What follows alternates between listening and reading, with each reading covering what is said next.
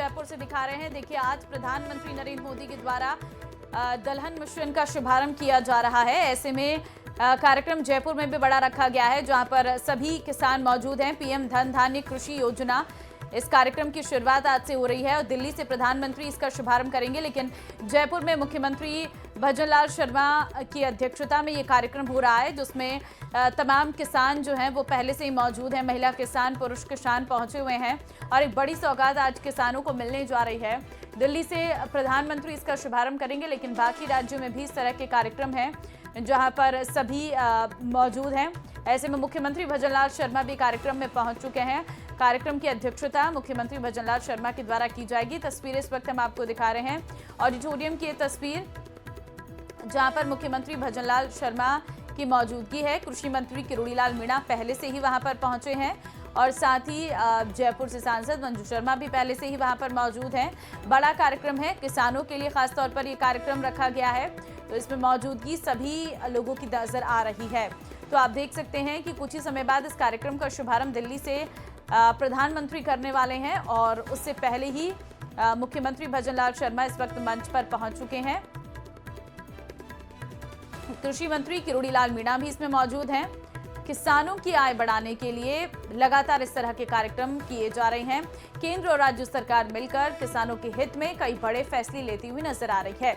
ऐसे में दिल्ली से प्रधानमंत्री नरेंद्र मोदी आज इसका शुभारंभ करने वाले हैं और आपको बता दें कि जयपुर में सीएम भजनलाल शर्मा की अध्यक्षता में यह कार्यक्रम हो रहा है। दलहन आत्मनिर्भरता मिशन का शुभारंभ करते हुए नजर आएंगे।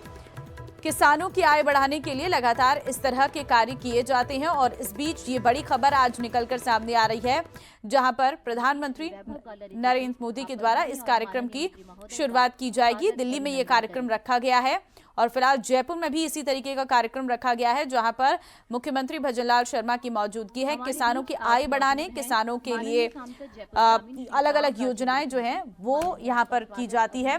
कृषि अनुसंधान संस्थान में पहुंचे हैं यहां पर मुख्यमंत्री भजनलाल शर्मा, वहीं पर यह कार्यक्रम का आयोजन किया गया है। तो फिलहाल इस वक्त तस्वीरें आपके सामने, वीडियो कॉन्फ्रेंसिंग के माध्यम से कार्यक्रम में जुड़ेंगे सीएम भजनलाल शर्मा, क्योंकि दिल्ली में जो कार्यक्रम रखा गया है जिसमें प्रधानमंत्री नरेंद्र मोदी मौजूद रहेंगे और वो किसानों को एक नई सौगात देंगे, उसी कार्यक्रम में वीडियो कॉन्फ्रेंसिंग के माध्यम से जुड़ेंगे मुख्यमंत्री भजनलाल शर्मा। सचिव श्री वैभव गालरिया जी की आज सशक्त उपस्थिति हमें प्राप्त हुई है। आयुक्त महोदय से निवेदन करूंगी, माननीय का स्वागत अभिनंदन करें।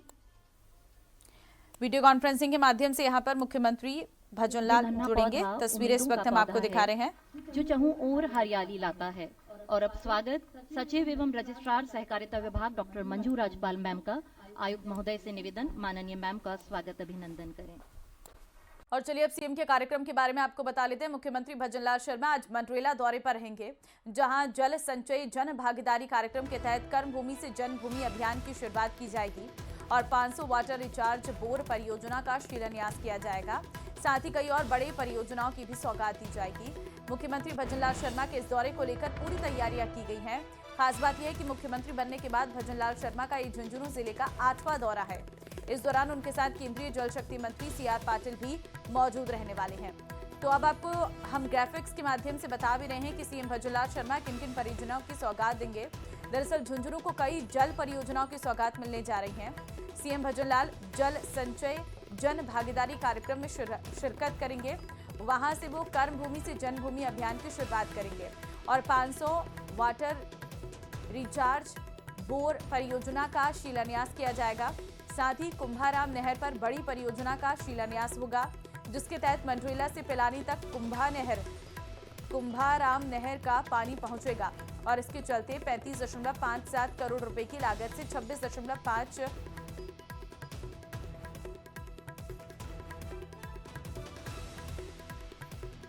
पीएम धन धान्य कृषि योजना कार्यक्रम आज दिल्ली से प्रधानमंत्री नरेंद्र मोदी संबोधित करेंगे। सीधे आपको कार्यक्रम में ले चलते हैं, क्योंकि इस वक्त किरोड़ीलाल मीणा क्या कह रहे हैं, सुनवाते हैं। ये तो धन धान्य खुद है ही, और ये अपना जो दलहन के मामले में प्रदेश में रबी को लेकर क्या तैयारी है? आप देखिए फसल बुआई के लिए तैयार खड़ी है। फसल बुआई की दृष्टि से किसानों को उर्वरक पर्याप्त मात्रा पर समय पर देना, बीज देना और बाकी के इनपुट जो किसानों की हम सरकार की तरफ से निःशुल्क बांटते हैं उनका वितरण करना, ये हमारी प्राथमिकता है। वितरण हो रहा है। कुछ डीएपी में थोड़ी प्रॉब्लम है क्योंकि कम मिल रहा है, तो उसको हम ढंग से मैनेज करके बांट रहे हैं। कल रात को हनुमानगढ़ में किसानों पर लाठीचार्ज भी हुआ। वो ऐसा नहीं था, वो तो वैसे कुछ पुलिस के लोगों ने लापरवाही की थी जिस पर हमने नाराजगी जताई है, क्योंकि कोई ना धक्का मुक्की थी न कोई लॉ एंड ऑर्डर टूट रहा था। पर क्यों ऐसा आरएसी के लोगों ने किया, मैंने खुद ने व्यक्तिगत रूप से उस पर सख्त नाराजगी दिखाई है। वहाँ पर्याप्त डीएपी है और आज फिर पहुँच गया है। किसानों को नॉलेज एनहांसमेंट के तहत डेनमार्क भी आपने भेजा है, आप प्रतिनिधित्व करने वाले थे, आप खुद भी नहीं गए। मैं तो इसीलिए नहीं गया। आपको पता है कि रबी का सीजन चल रहा है। अब जैसे कल भादरा में प्रॉब्लम हो ही गई, तो मेरे को रोज फर्टिलाइजर को देखना पड़ता है पर्याप्त मात्रा में पहुंच रहा है कि नहीं, कहाँ से डिमांड ज़्यादा है वहाँ फर्टिलाइजर पहुंचाना और बीज वितरित कराना। इस दृष्टि से मैं पहले ही मुख्यमंत्री जी को कह दिया था मैं नहीं जाऊँगा, इसलिए मैं नहीं गया। और हनुमानगढ़ के किसान को लेकर के शिकायत भी आई है कि वो उसमें फर्जीवाड़े से डेनमार्क पहुंचा है। पूर्व जिलाध्यक्ष ने आपको शिकायत दी है। उसकी जांच करवा रहे हैं, जांच करवा। तो देखिए, सांसद मंजू जी भी हमारे साथ हैं, जयपुर सांसद। मैम, एक छोटा सा सवाल है। 1100 परियोजनाएं लॉन्च की जा रही हैं सीधा किसानों के हित के लिए, क्या कहेंगे आप इस पर? मैं दोनों ही सरकारों का बहुत आभार धन्यवाद करती हूँ कि देश को आत्मनिर्भर बनाने की बात है तो उसमें किसानों का बहुत बड़ा सहयोग है और उसके लिए दोनों ही सरकारें कटिबद्ध हैं और उसके लिए योजनाएं बनाकर उनको कार्यान्वित कर रहे हैं।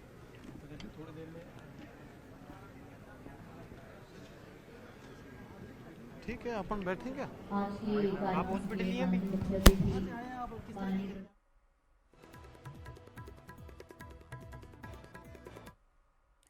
तो थोड़ी देर में कार्यक्रम की शुरुआत होगी, लेकिन फिलहाल खबर आ रही है आपको अंता उपचुनाव की देंगे। अब खबर मुख्यमंत्री भजनलाल शर्मा और पूर्व सीएम वसुंधरा राजे की मुलाकात से जुड़ी है, जिसे लेकर सियासी गलियारों में चर्चा जोरों पर है। इस मीटिंग में अंता उपचुनाव के प्रत्याशी को लेकर भी बात हुई है। ये रिपोर्ट देखिए।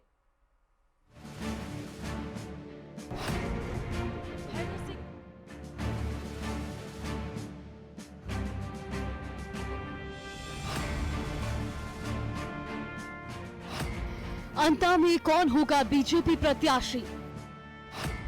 वसुंधरा राजे के करीबी को मिलेगा टिकट? सियासी मुलाकात के क्या है मायने? मुख्यमंत्री भजनलाल शर्मा ने पूर्व सीएम वसुंधरा राजे से मुलाकात की।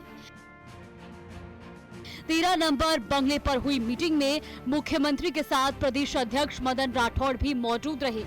कहा जा रहा है कि इस मुलाकात में अंतर उपचुनाव को लेकर चर्चा हुई है और अब जल्द बीजेपी अपने प्रत्याशी का ऐलान कर सकती है। इससे पहले बीजेपी से विधायक रहे कंवरलाल मीणा वसुंधरा राजे के करीबी रहे हैं। उनकी विधायकी निरस्त होने के बाद ही अंतर में उपचुनाव हो रहे हैं। कांग्रेस ने यहां प्रमोद जैन भाया को अपना प्रत्याशी बनाया है और नरेश मीणा ने निर्दलीय टाल ठोकी है। अब इंतजार है बीजेपी प्रत्याशी के नाम के ऐलान का। मैडम की भावना का बिल्कुल निश्चित रूप से मैडम की भावना का ख्याल कैसे नहीं रखेंगे? कंवरलाल जी के परिवार को दे दें क्या? वो आगे देखेंगे, अभी क्यों जल्दी।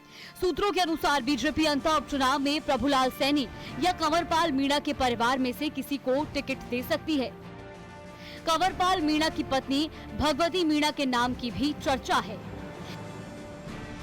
पिछले 4 चुनावों में बीजेपी और कांग्रेस ने 2-2 बार इस सीट पर अपना कब्जा जमाया है। 2008 में कांग्रेस के प्रमोद भाया ने यहां जीत दर्ज की और 2013 में बीजेपी के प्रभुलाल सैनी विजयी हुए। साल 2018 में प्रमोद जैन भाया फिर कांग्रेस से जीते, जबकि 2023 में बीजेपी के कंवरलाल मीणा ने जीत दर्ज की। अंता विधानसभा सीट के लिए 11 नवंबर को वोटिंग और 14 नवंबर को काउंटिंग होगी। इसके लिए प्रत्याशी 13 अक्टूबर से नामांकन कर सकते हैं। इस बार अंता का चुनाव बेहद रोचक हो सकता है। ये उपचुनाव प्रदेश की राजनीति, खासकर सरकार और विपक्ष दोनों के लिए चुनावी समीकरणों के लिहाज से बेहद महत्वपूर्ण माना जा रहा है।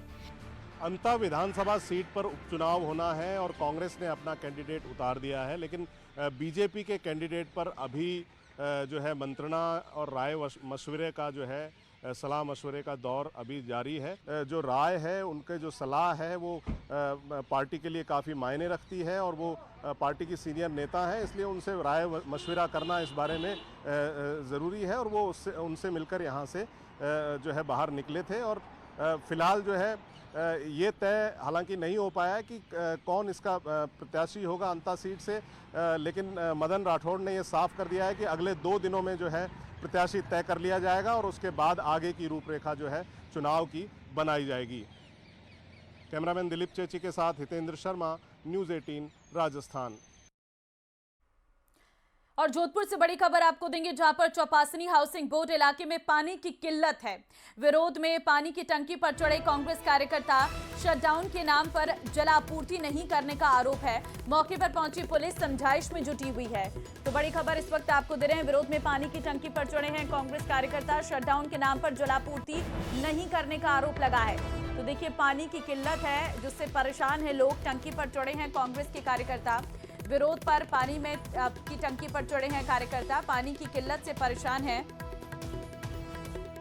और ये तस्वीरें इस वक्त आपके सामने आप देख सकते हैं। विरोध में पानी की टंकी पर चढ़े हैं। चौपासनी हाउसिंग बोर्ड इलाके में पानी की किल्लत है।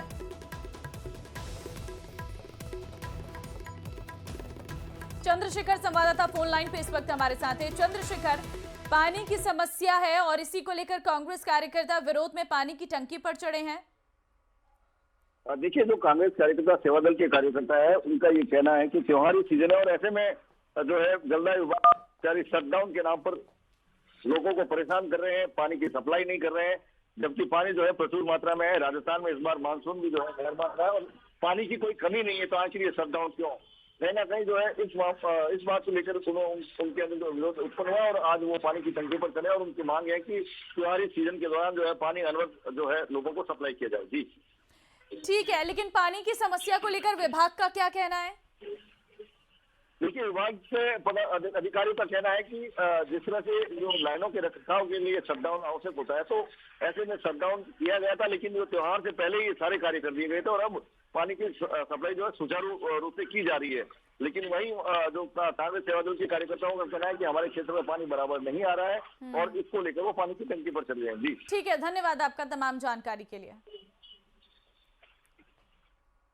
सीजन में जन स्वास्थ्य अभियांत्रिकी विभाग द्वारा जोधपुर की जनता को समय पर पानी नहीं दिया जा रहा है, रखरखाव के नाम पे जो कटौती की जा रही है, उसके विरोध स्वरूप मैं हेमंत शर्मा, कांग्रेस सेवा दल जिलाध्यक्ष, और मेरे साथी उपाध्यक्ष विनोद जी तेजी, हम 21 सेक्टर 10 नाम वाटिका के सामने टंकी पर चढ़